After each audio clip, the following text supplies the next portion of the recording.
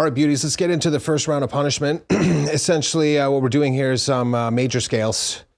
And I'm combining three elements. The classical method, I'm ascending diatonically on one string in a linear fashion, and then I'm using 3 notes per string, but I'm using economy picking, right? So when I use the classical method, now you don't have to, you can use the economy method with this too, but I prefer using the alternate picking method because essentially I get more practice value, right? So the first thing is obviously we've chosen already. The backing track is either in G major and E minor for the first little section, and then the second section I move to B minor, which relative major is D major, right? So those keys are both sympathetic. G major and D major go together, and obviously E minor and B minor go well together. So that's a great little piece of information. They're right next to each other, obviously, on the circle of fifths too, if that's important to you. So the information's out there for you to be able to be like, okay, this is a quick way for me to be able to absorb this stuff, to be able to be like, oh, there's the adjacent key, and then it just becomes sort of legend in your mind.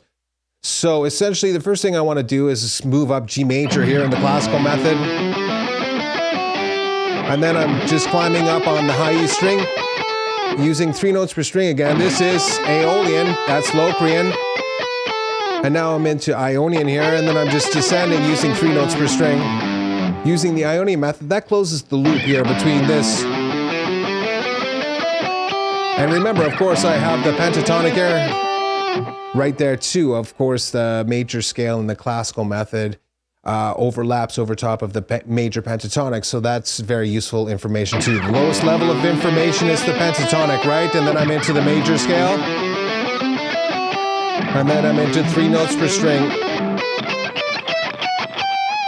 Okay, so that's going to be very useful information if you sort of see every sort of step of a major scale just like that. So that's the Ionian mode, and when I move into Dorian, I have, you know, of course, this. And then I've got this, right? So there's all the fun goodness in there, and I'll leave it up to you to sort of like get all the little more smaller pieces together in one sort of sizable chunk in your mind without just completely offloading on you right now. So we're just ascending with this G major scale. Not like I just didn't right there.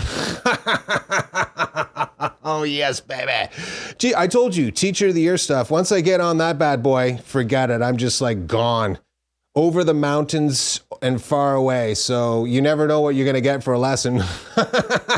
We call it Russian roulette guitar lessons. Woo! Okay, so we're ascending G major here. Climbing up. And I do that. Notice how I try to keep the techniques together.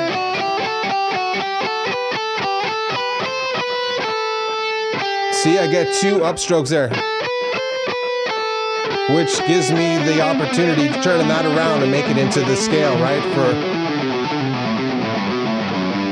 Make it into the scale for the economy method, right? So I'm just basically. That's why I started with a downstroke way back here instead of an upstroke. Now, if I started with an upstroke, I could just do the economy method. I know that might sound a little weird.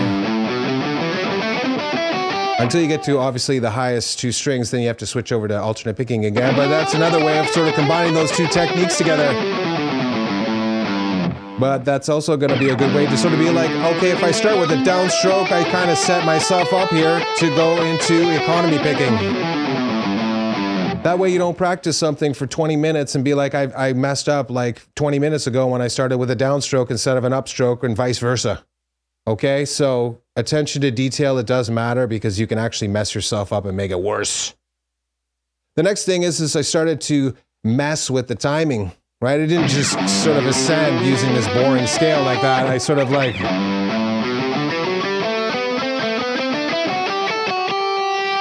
Right? And that's just going to spice up your playing in a very, very simple way, and also let you juggle 2 sort of elements at the same time, which is the timing now and using the classical method, just remembering where it is, the scale, so to speak, and also being like, okay, I want to sort of spice it up.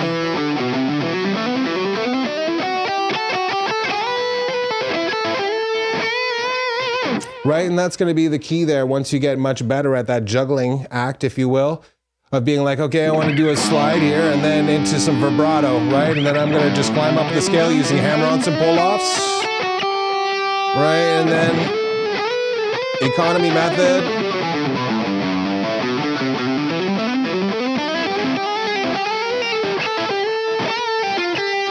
That was me diving into the minor pentatonic there, but you get the idea. Okay, once you start being able, you'll be like, oh, instead of just doing alternate picking, that's kind of boring. I do hammer-ons and pull-offs, gets much faster. Little chromaticism in there. Done.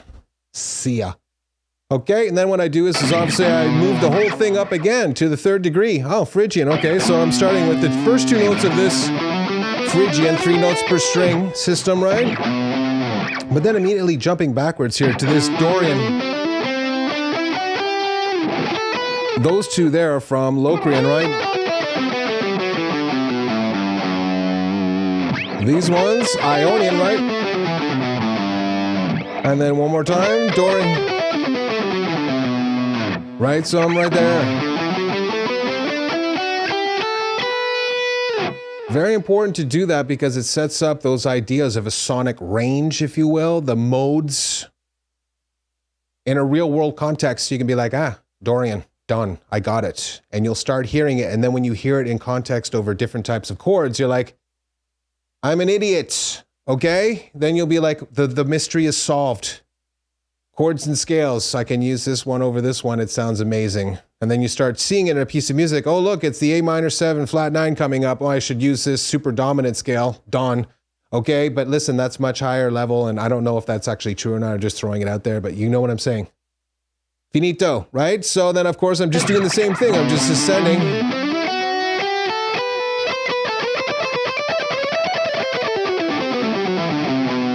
That was Lydian, right? That one there?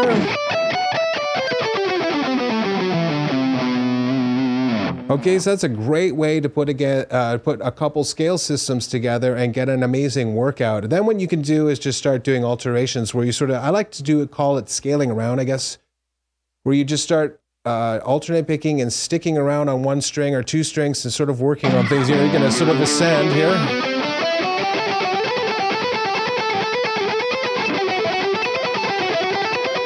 Trying to smooth that out, right? Alter the tempo.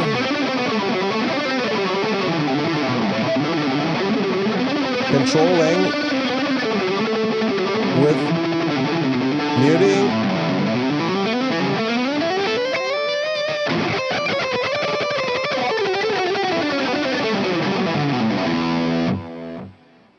I'm doing it at my level here, of course, because that's what you guys want to see. But essentially, you're going to start off there. Now listen, there's where I'm lifting my finger up, and then there's when you leave your finger planted. That'd be better for like when you're doing faster stuff, right?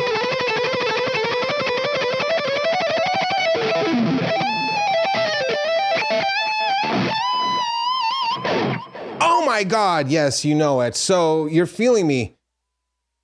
When I want to sort of get more articulation between notes.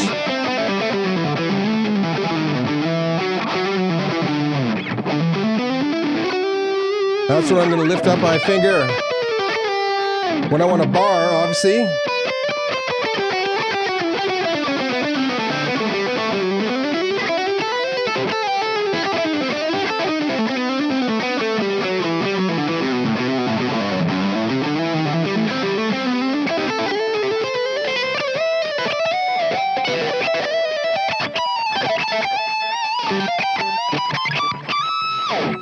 Okay, so as you can see now, that's me mostly using the pentatonic scale and whatnot, just because it provides more opportunity to give you the kinds of tools musically that most people are going to be able to connect with. Yes, I could have done a lot more fusion stuff, and there's lots of it to do there, but honestly, I'm on a blues kick right now. Just watched the Stevie Ray Vaughan stuff from Montreux, my God. Dude, that's just like no effects, it's going into an amp, and the guy is a shred master. It's just... wow. It's not about the technique and the chops, let me tell you that. Forget it. Remember that. Mark Knopfler and Petrucci are basically equal. Remember that. I know it's difficult for you to be like, nah. And I thought the same thing. But it's true. Gilmour and Petrucci, or Gilmour and any super shredder. Obviously, the next gen guys like Guthrie and stuff, they take those two elements and blend them together in such awesomeness. You're just like, okay, come on, kid. Still, all right. So there it is, first one. Let's get into the pentatonics.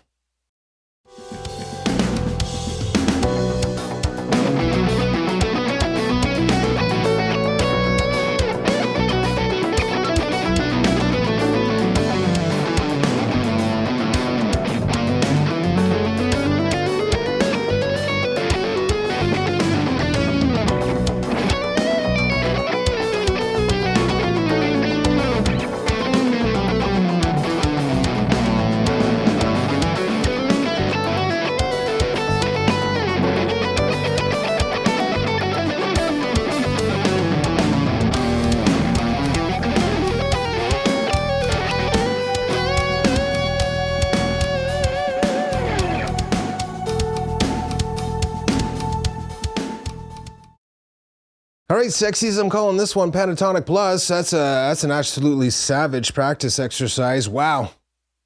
Who's the dick? No mercy. Just threw you to the wolves. As it should be. You'll get no mercy from me or quarter. Go cry on somebody else's shoulder. First thing I did was essentially move to the B minor, because we're essentially in B minor and D major now, okay? The key change has been made from the G major and E minor initially at the intro, and then I move into B minor and D major, okay? So what I do is superimposition. I swap out this Aeolian position for Dorian. Okay, and that's because of reasons I'm not going to go into. I talk about it in the fretboard wisdom stuff. Go check it out, okay? So essentially I'm starting off with the superimposed pentatonic. And of course, I think I do like a sequence. Of course, from here, I'm just basically resolving out, right?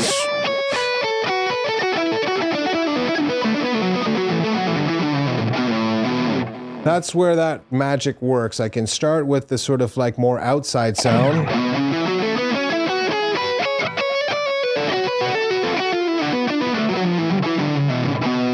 And then bring it back into the key. Okay, again.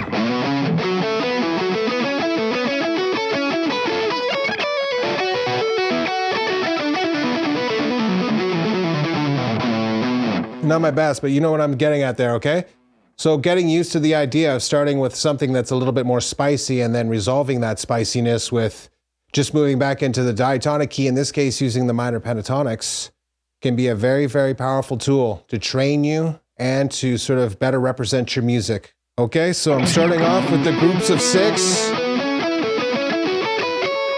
And then I move into this groups of 4 with the B minor pentatonic or B Aeolian. Ending in this Mixolydian position, right?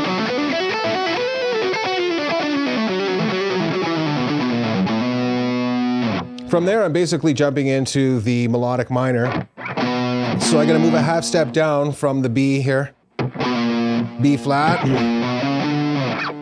So that's essentially what's that? 6, 7, 9, 10. Chromaticism here, right? That's the flat and third we looked at from a little while ago. I think it was Aeolian. And from here, I'm getting even sneakier. I'm going to jump back a half step, and I'm going to use 4 of these in a row stacked on top of each other.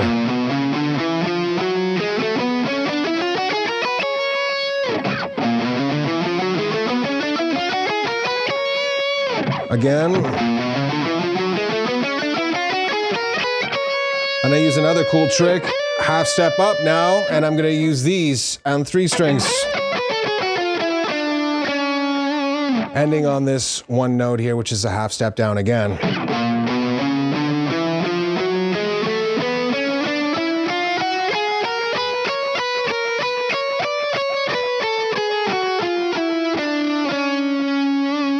Those are essentially the collection of notes that I used and drew from to make the lick that you hear in the example.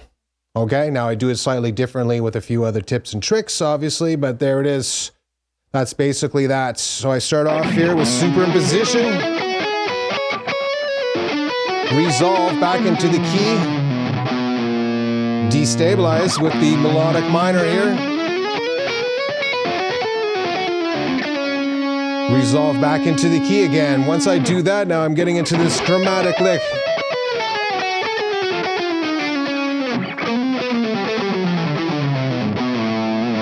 Okay, now listen, I get it. I'm basically doing 4 in a row starting at 12th fret here. Sliding down a whole step, 4 again, stacked and then half step. Stacked again. I'll leave it up to you, but those notes are all in there to sort of like exploit. I just did that one lick, and obviously you hear, again, me using the sort of variations in time. Very effective to make a very cool sounding lick. But you can just see that all of those chromatic notes are in there, so don't be afraid to start throwing some of these more, you know, exotic ones out there.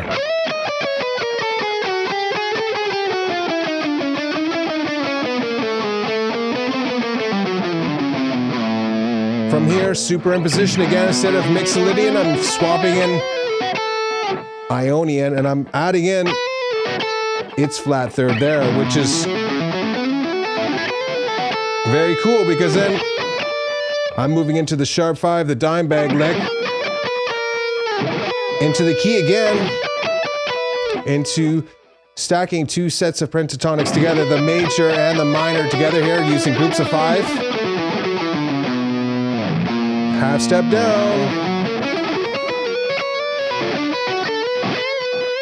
That's the dominant 7 trick that you use when you just move a half step down from, again, yes, Aeolian all together.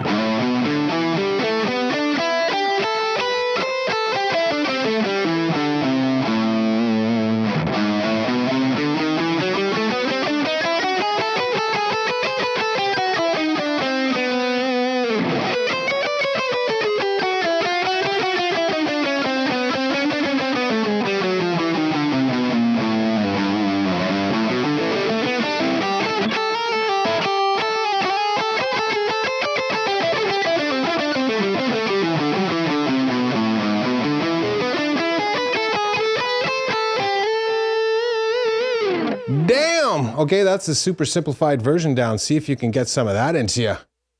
Next, arpeggios.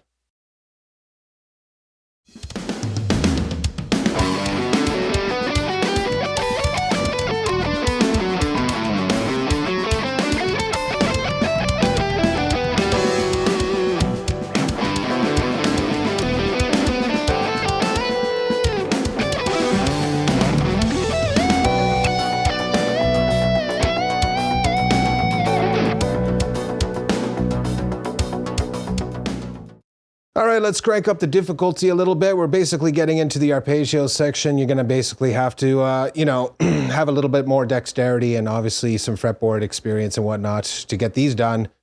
But of course, these are the ultimate sort of workouts because they're just so savage and they cover so much ground. So there it is. I said it. Essentially, we're starting off with G major 7 in the 3rd inversion. Right, because I'm starting on the 7th here, right? If I was starting in the 1st inversion, or sorry, in the root inversion, it's right there, right? But when I start on the 7th here, it's the 3rd inversion. Right, 1, 2, 3, 4, 5, 6, 7. That's the same note, 7, 1, 3, 5. Root is gonna be 1, 3, 5, 7, and then of course 3, 5, 7, 1, and then of course 5, 7, 1, 3. Nails it. Basically doing a leap here of a major 3rd to get into this B minor 7. And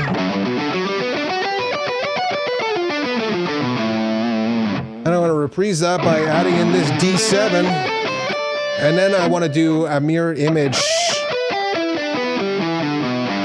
That's me taking this A minor 7 and flipping it around, which basically gives me G major 6. 1, 3, 5, 6. That's 1, 2, 3, 4, 5, 6. Okay, that's what I mean by 1, 3, 5, 6. The 1st note, the 3rd note, the 5th note, and the 6th note.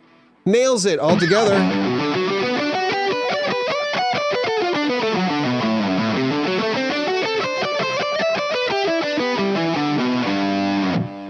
Who's the savage? Next is, we got to basically ascend this G major triad in groups of 3. Just jumping up. And now what I'm doing is just basically, again, sort of using this diatonic scale idea in whichever way you want to use in your own sort of expression. Remember that. Don't just play it my way. Do it your own way. Gonna be like, okay, like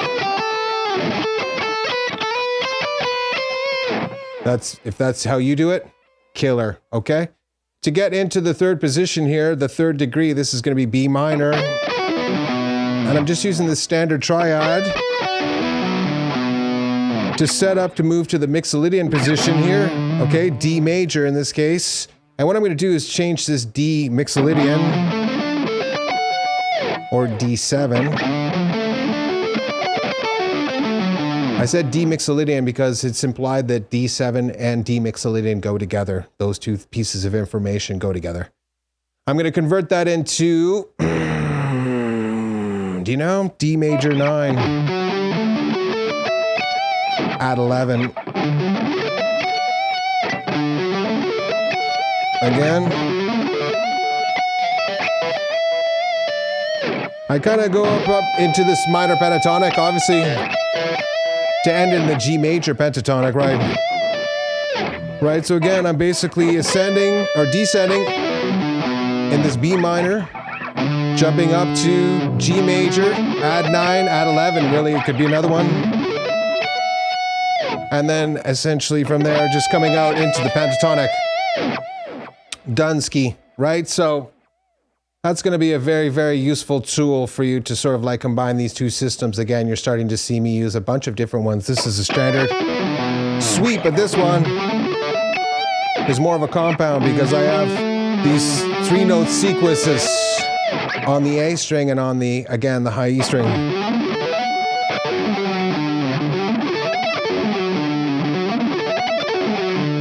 So that's a great tool, okay? Let's get on to Arpeggio, sequence number 2.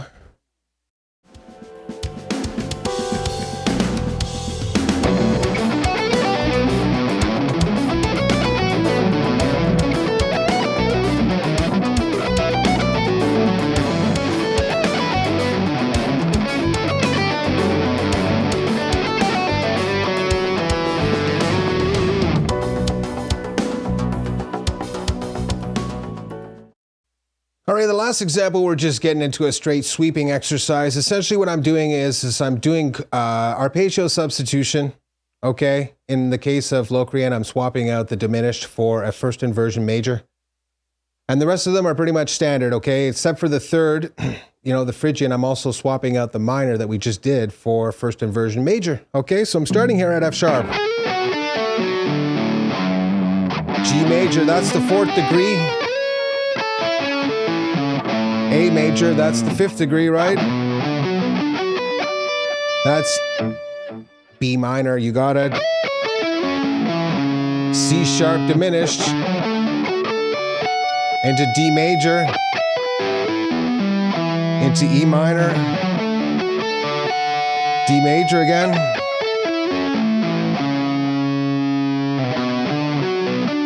Sixth degree, 5th degree. 4th, 3rd degree. Okay, so this arpeggio comes from the fact that if I were starting in here in G, the next arpeggio in terms of inversions happens at the 3rd degree here. Obviously the next note of the G major triad. There's the next one, right? So obviously when I have the 3rd degree here, I can either play minor or I can play this major. And since I'm doing a lot of majors here, this major moving into major sounds much nicer than the minor moving to the major, in my opinion only though.